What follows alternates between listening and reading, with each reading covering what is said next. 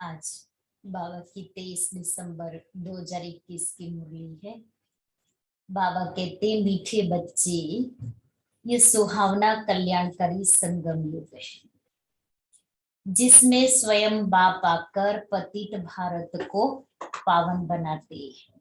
प्रश्न, संगम युग पर जब बाप आते हैं तो उनके आने से ही कौन सा इशारा मिल जाता है?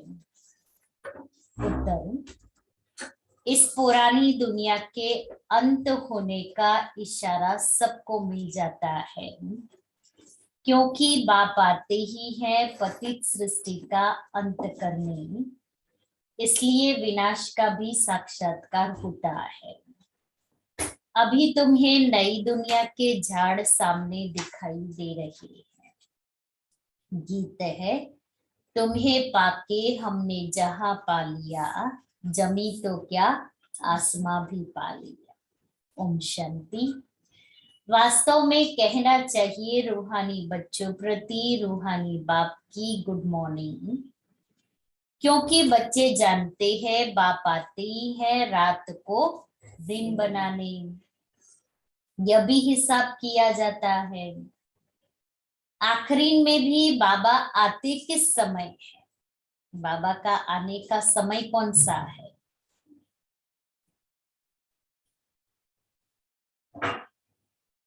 तिथि तारीख नहीं, परंतु किस समय में आते हैं। तो जरूर 12:01 हुआ होगा तब बाबा ने इस शरीर में प्रवेश किया होगा। यह है बेहद की रात और दिन। तिथि तारीख नहीं बताई जाती, जैसे औरों की तिथि तारीख होती ना, शिव बाबा की कोई तिथि तारीख नहीं। अपने बच्चों से ही कहते हैं, हम आकर रात को दिन, नरक को स्वर्ग बनाते हैं, अथवा पतित दुनिया को पावन बनाते हैं। समझ में आता है कि बाबा का आना रात्रि को ही होता है। रात्रि माना कलयुग की रात्रि, शिवरात्रि कहते हैं ना। आते ही है रात को दिन बनाने, उनकी कोई जन्म पत्री है? कृष्ण जयंती की भी तिथि तारीख कुछ नहीं है, क्योंकि उनको बहुत दूर ले गए हैं। ये किसको पता नहीं है कृष्ण का जन्म कब हुआ। संवत तिथि तारीख कुछ नहीं है, बाकी सिर्फ रात को दिन मनाते, रात को मनाते हैं। वास्तव में शिव बाबा है ही रात को आने वाला, कलयुग रूपी रात को आने वाला।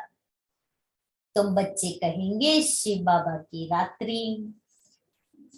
भारत में मनाते भी है शिवरात्रि, शिव जयंती भी कहते हैं, परंतु वास्तव में शिव जयंती कहना नहीं चाहिए, क्योंकि उनकी मरनती नहीं।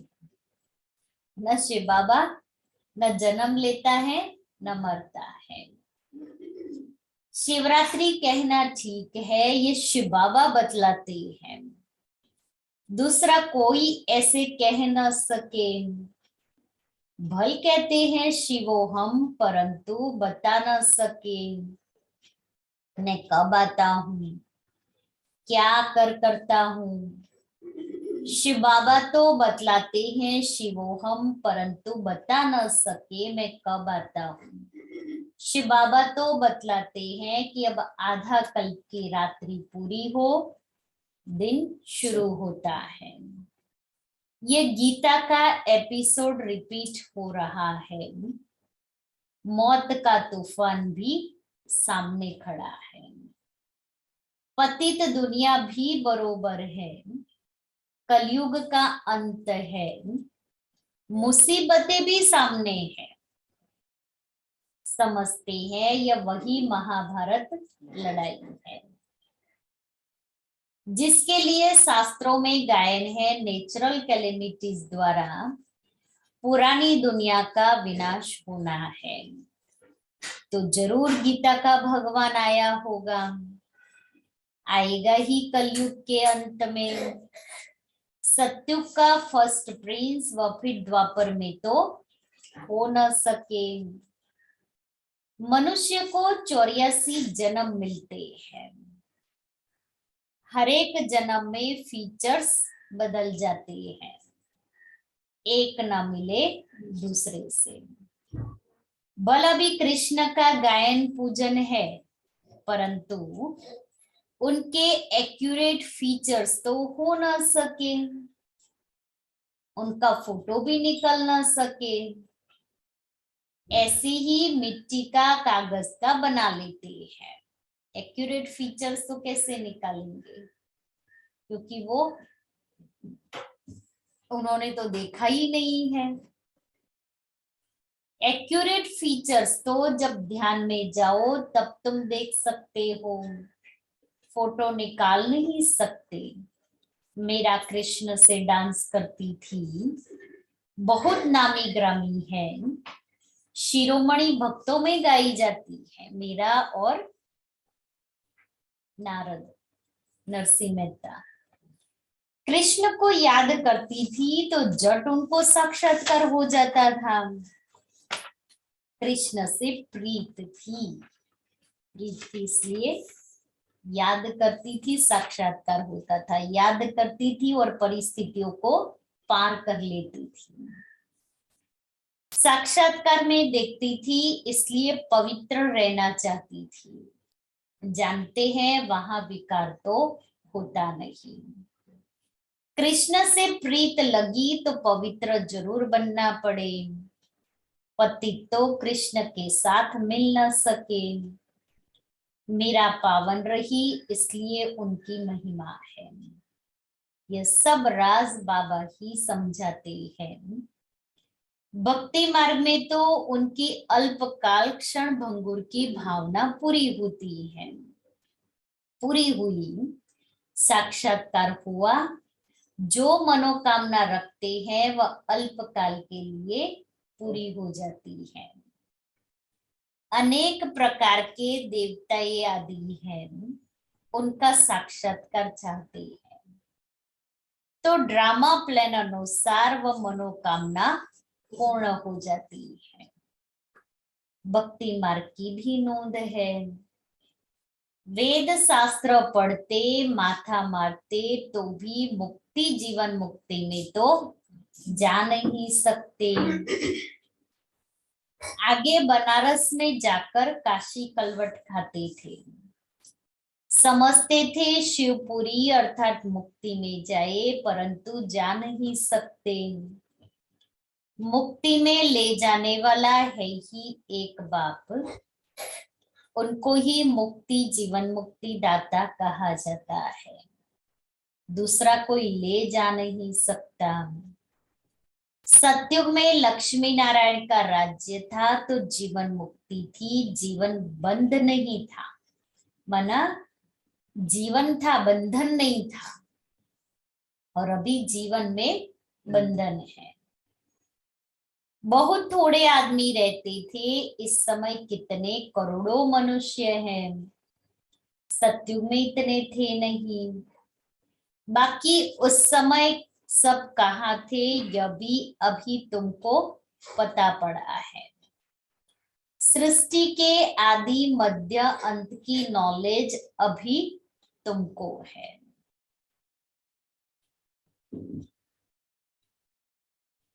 रचयिता और रचना के आदि मध्य अंत को कोई नहीं जान सकते। अभी तुम जानते हो पतित सृष्टि का अंत है।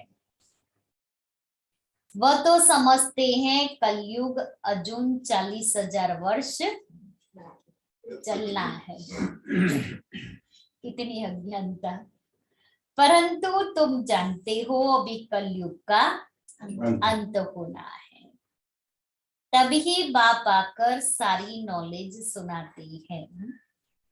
ऊंचे ते ऊंचे है ही भगवान, उनका जन्म भी यहाँ होता है। आते भी हैं संगम पर और अंत होने का इशारा देते हैं। विनाश का साक्षात्कार भी कराया जाता है।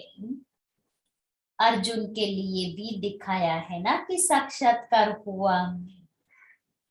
तुम बच्चों में भी बहुतों ने साक्षात्कार किया है। जितना जितना नजदीक आएंगे तो देखने में आएगा। क्या देखने में आएगा? सत्युग के नजारे। मनुष्य जब घर के नजदीक आते हैं तो सब बातें याद आती है ना। तो ऐसे ही हम भी अपनी नई दुनिया के समीप आएंगे तो सब बातें याद आएगी। तुमको भी बहुत साक्षात्कार होते रहेंगे आगे आने वाले समय में। मुक्ति धाम में जाकर फिर जीवन मुक्ति में आना है। तुम जानते हो बरोबर भारत विश्व का मालिक था। बाप कहते हैं शांति शांति ओम शांति शांति। अंतर मन में ज्योति जगा लो, होगा दूर अंधेरा।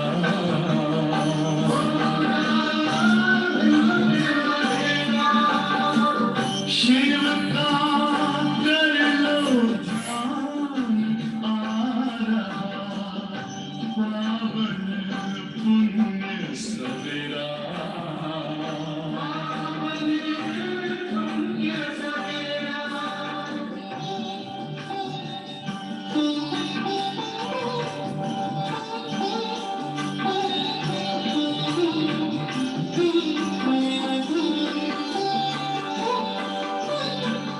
तुम हो कौन, कहाँ से आए, अपने आप को जानो।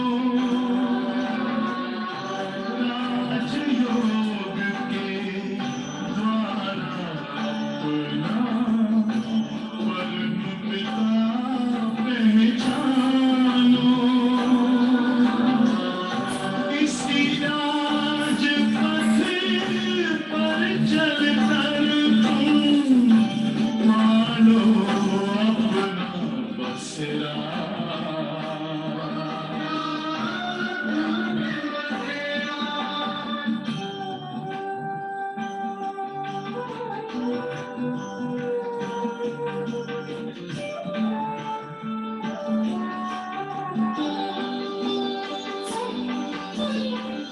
तुम हो आत्मा तन से प्यारे, परमात्मा को प्यारे।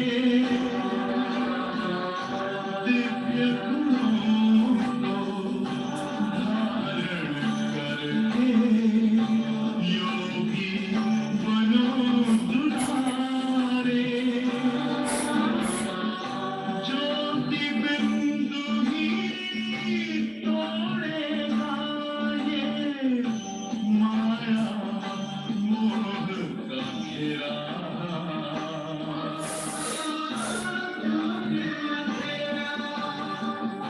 अंतर मन में ज्योति जगा लो, होगा दूर अंधेरा। ओम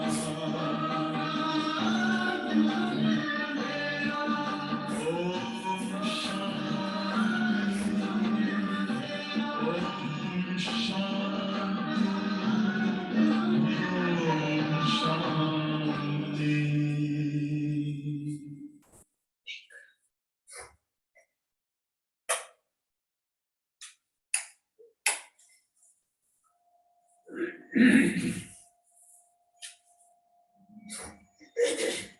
ओम शांति।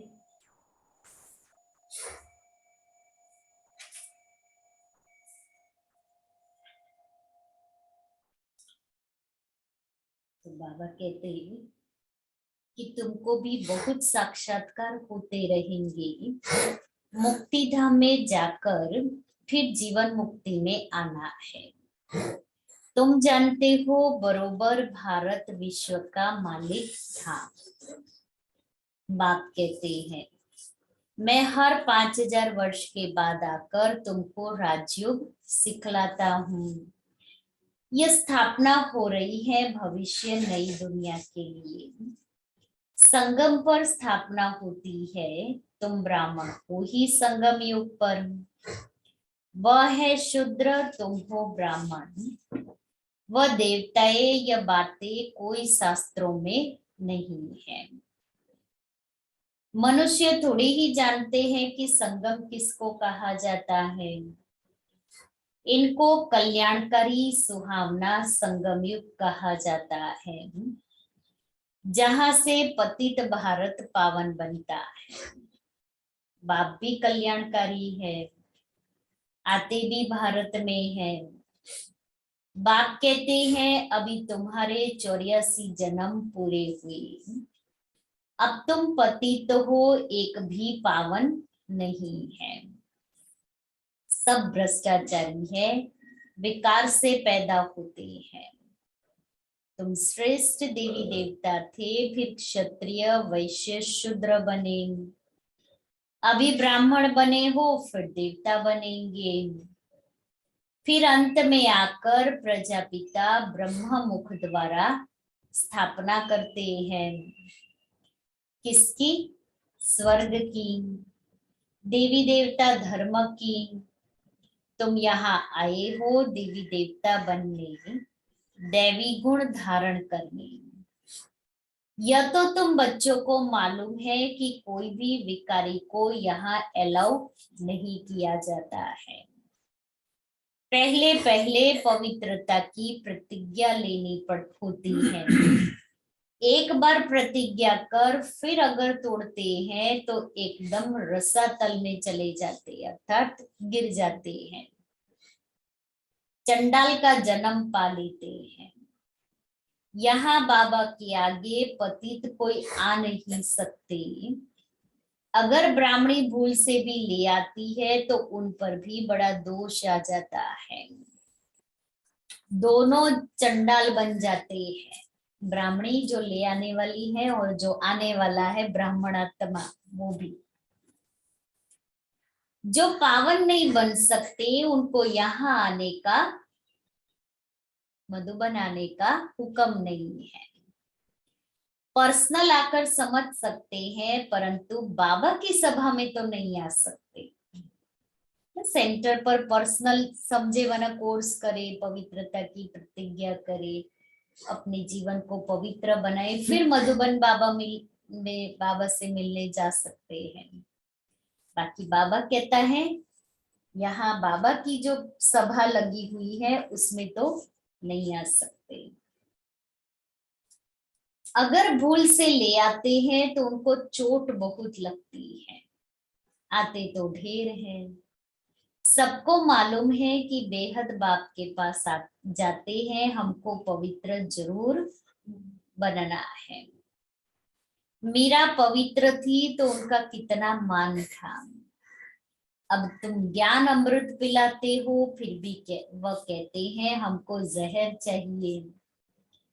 अबलाओं पर कितने अत्याचार करते हैं विष के लिए। कृष्ण की बात तो हो न सके। यह तो बड़ी भूल है जो भगवान के बदले कृष्ण का नाम डाल दिया है। बाप समझाते हैं, क्या समझाते हैं? भक्त कहते हैं भक्ति के बाद भगवान आते हैं फल देने, भक्ति फल देने, तो भक्ति निष्फल नहीं हुई ना। भगवान आते हैं भक्ति का फल देने, तो हमने जो भक्ति की वो निष्फल तो नहीं हुई ना। भक्ति की तभी तो भगवान मिला। परंतु कुछ भी समझते नहीं। भारत की गोल्डन एज था, अब है आयरन एज। कहते भी हैं पतित पावन आओ, तो पतित ठहरे ना। परंतु किसको कहो तुम नरकवासी पतित हो, तो समझते नहीं। बाबा ने जब समझदार बनाया था तो बाबा ने जब समझदार बनाया था तो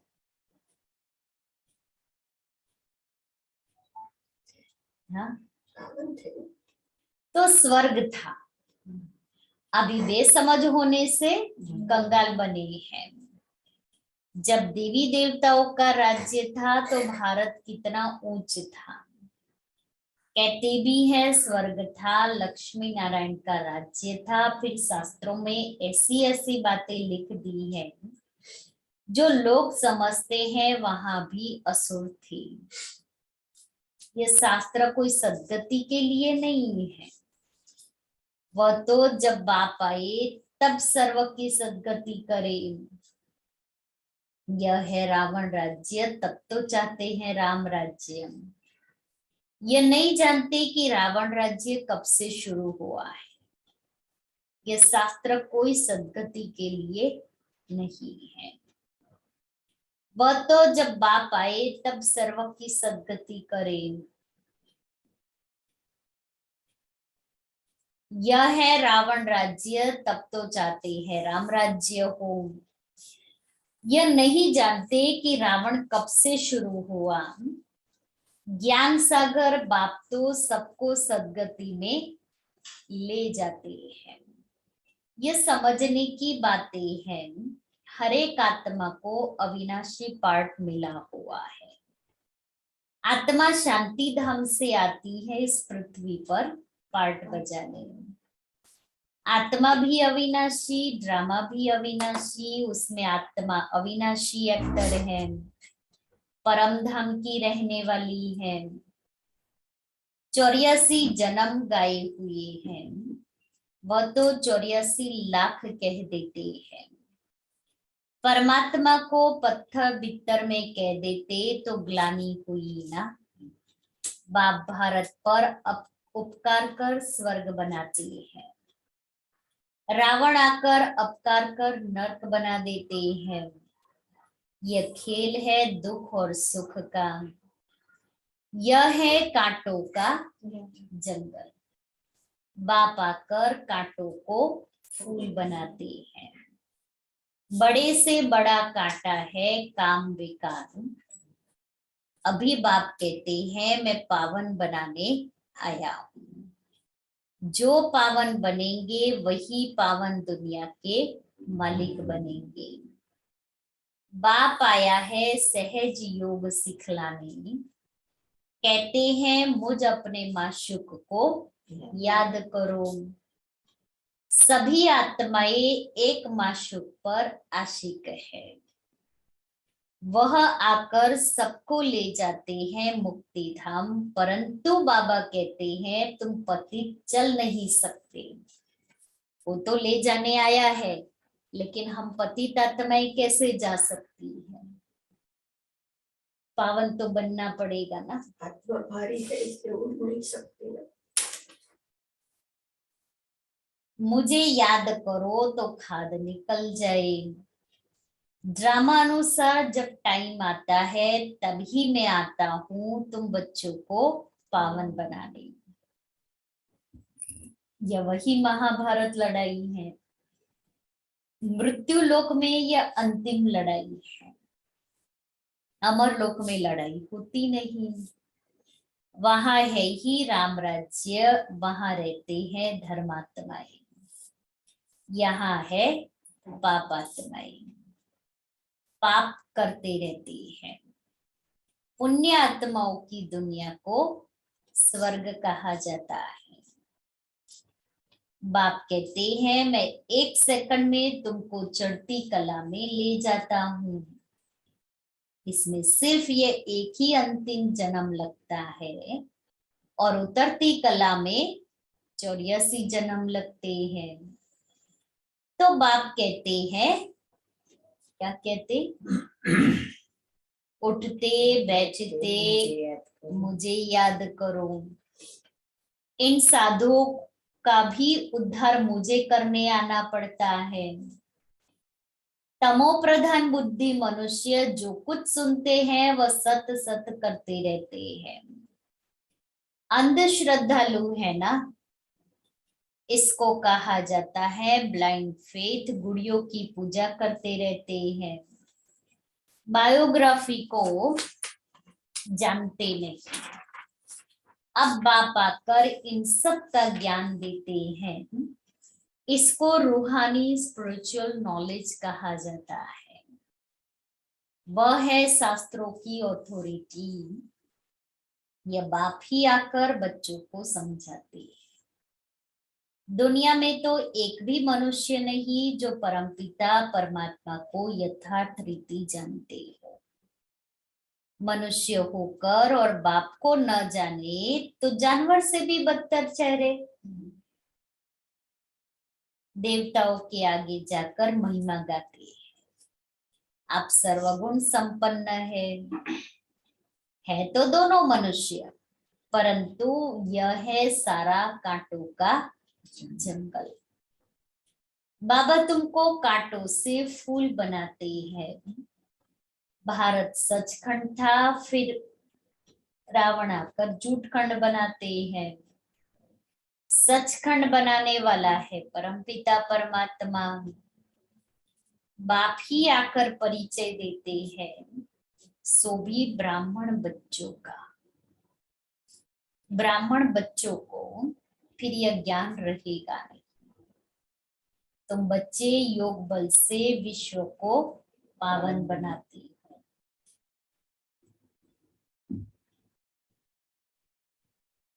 बाहुबल से कब किसको विश्व की बादशाही मिल नहीं सकती।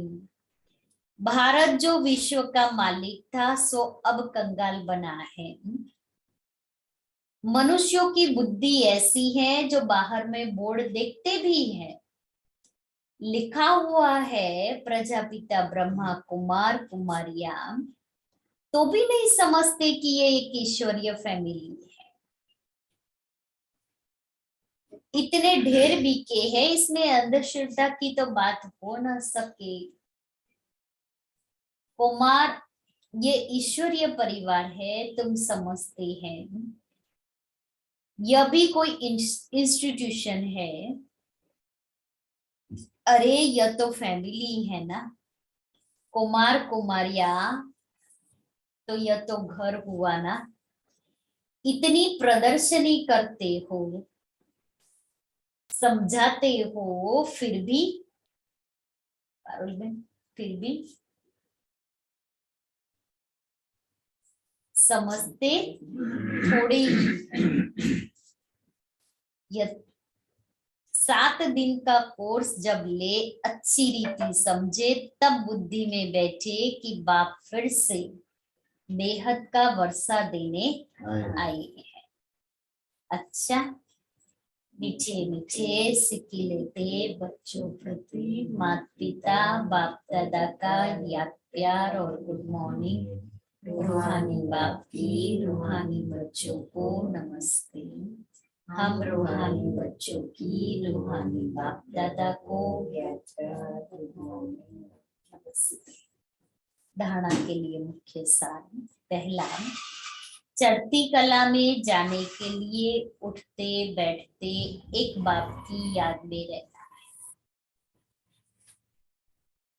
चढ़ती कला में जाने के लिए उठते बैठते एक बाप की याद में रहना है।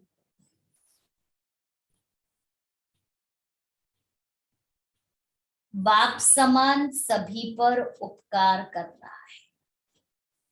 बाबा कैसी भी आत्मा हो, लेकिन उपकार करता है ना। दूसरा, ज्ञान अमृत पीना और पिलाना है।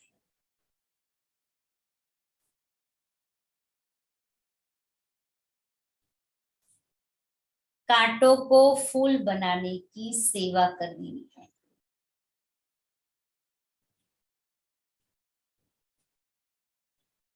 वरदान है, मरजीवा स्थिति द्वारा हिम्मत और उल्लास की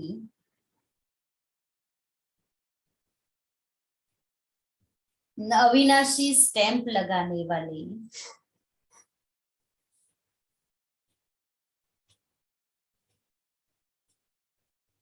सर्व प्राप्ति संपन्न भव।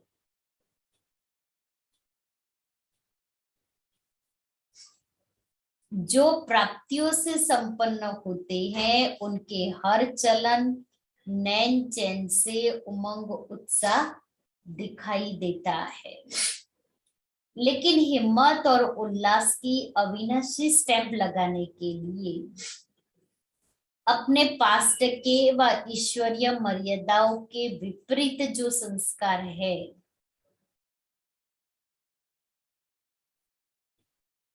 विपरीत जो स्वभाव संस्कार संकल्प कर्म होते हैं, उनसे मर्जीवा बनो।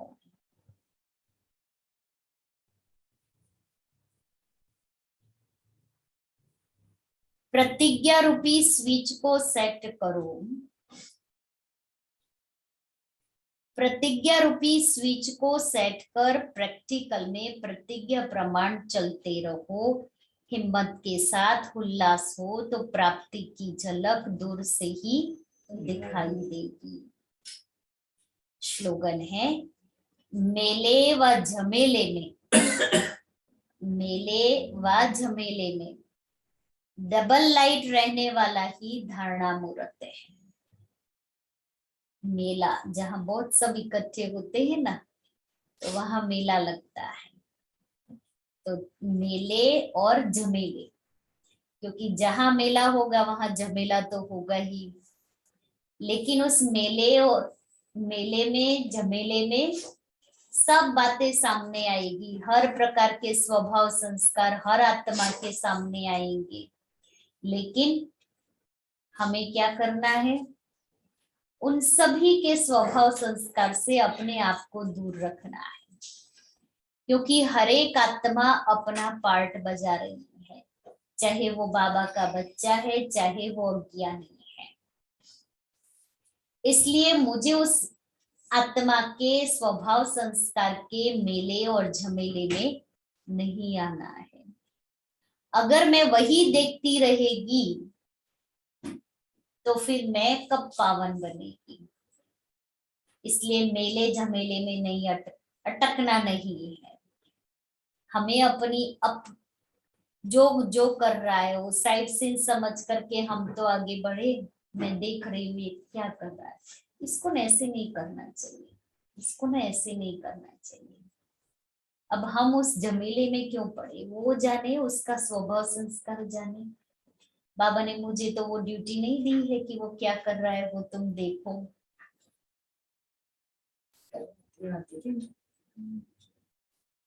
यही मुरली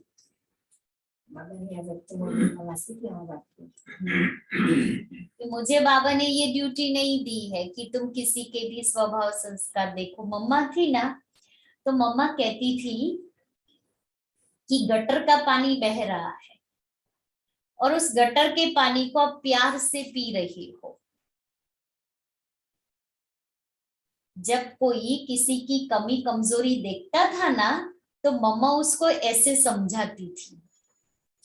तो अभी आपको सुनने से ही कैसे लगता है कि गटर का पानी कोई पी रहा है? तो मैं भी अगर दूसरे की कोई कमी कमजोरी देखती हूँ, माना समझो मैं गटर का पानी पी रही, तो मेरी क्या गति होगी? मैं कहाँ बाहर निकल सकती हूँ?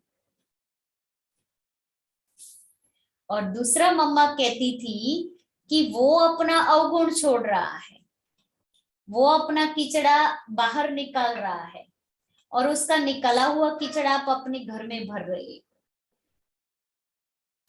मैंने देखा, माना मैं अपने अंदर वो निकाली हुई चीज मैं अपने में धारण कर रही हूँ। तो मम्मा सभी को ये दो बातें कहती थी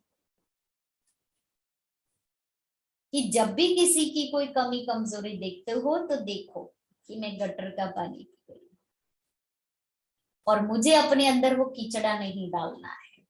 वो निकाल रहा है, उसके घर का कीचड़ा मैं अपने घर में क्यों डालूं? उसको जो करना है करता रहे, वो उसका स्वभाव संस्कार वो जाने, उसका पार्ट जाने। मैं क्यों फीलिंग में आऊं या मुझे क्यों वो दिखाई दे? ये ऐसे करता है, ये ऐसे करता है, इसने मुझे ऐसे बोला, उसने मुझे ऐसे बोला। संसार में यही चलता है ना, फलाना व्यक्ति ये कहता है, उसने ये कहा वो कहा। अब उसको जो कहना है कहे, मुझे क्या करना है वो मैं देखूं ना, मैं क्या कर रही हूं वो भी तो मैं देखूं ना। हम वो नहीं देखते हैं।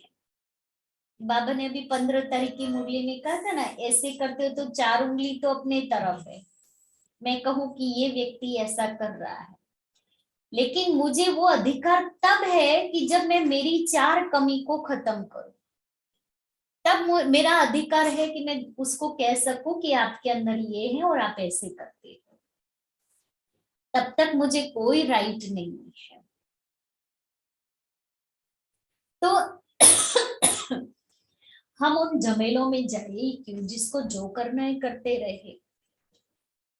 मेरा काम क्या है, मुझे बाबा ने क्या श्रीमत और क्या शिक्षा दी है।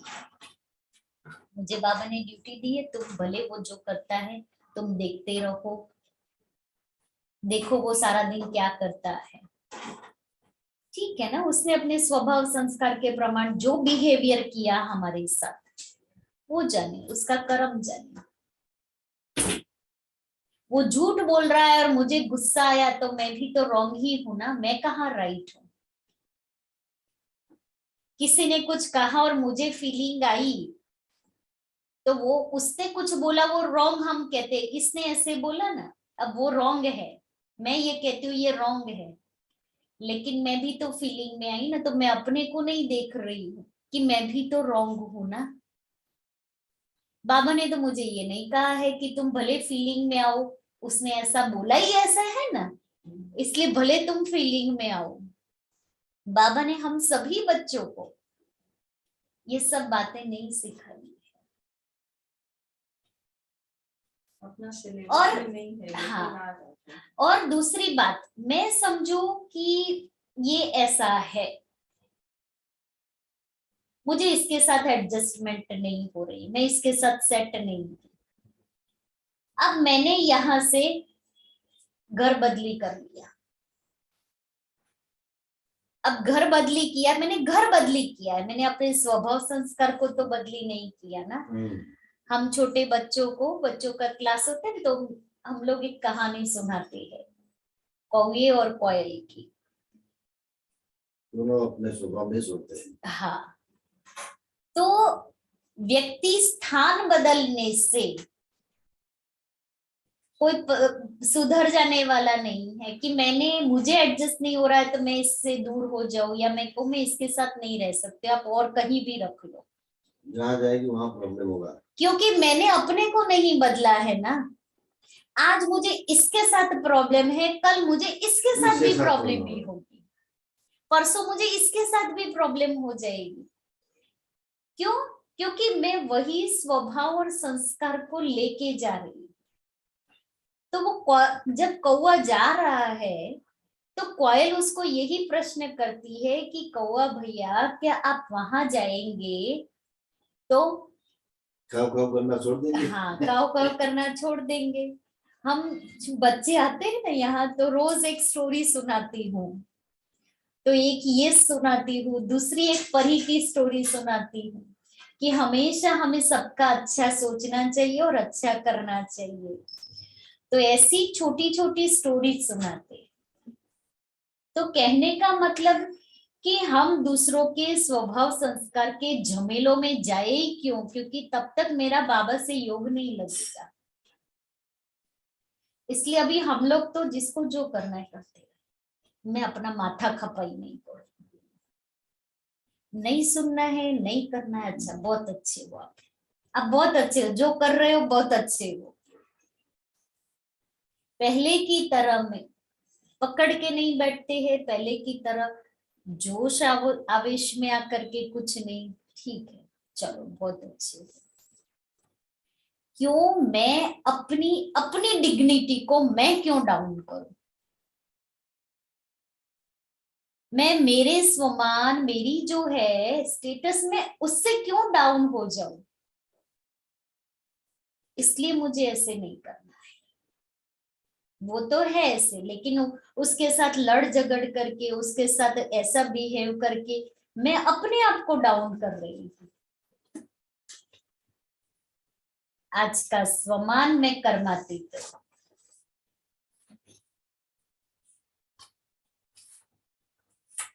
जैसे कर्म में आना स्वाभाविक हो गया है, वैसे कर्मातीत होना भी स्वाभाविक हो जाए। कर्म में आना, कोई भी कर्म में आना हमारे लिए स्वाभाविक है, नेचुरल है। ऐसे ही बाबा कहता है कर्मातीत बनने में भी वो संस्कार भी मेरे स्वाभाविक हो जाए। कर्म भी करो और याद में भी रहो। जो सदा कर्मयोगी की स्टेज पर रहते हैं वह सहज ही कर्मातीत हो सकते हैं। जब चाहे कर्म में आए और जब चाहे न्यारे बन जाए। न्यारा और प्यारा बनना आना चाहिए। और